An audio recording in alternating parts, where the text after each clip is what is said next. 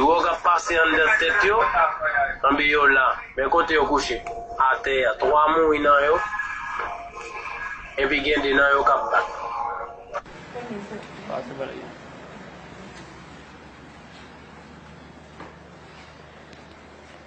Diablo.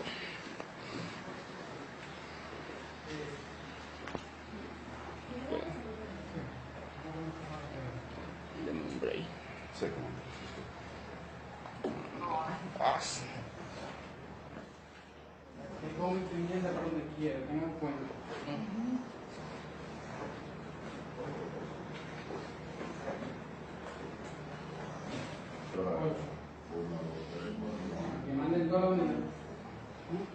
Malheureux, c'est Ayisyèn. On a regardé jeunes dames haïtiennes qui blaye, qui mourit dans Sendomeng, peut-être qu'elle pour un mauvais drogue et qui empoisonnait même, qui tuait et au capable de blaye sous cabane là, eh bien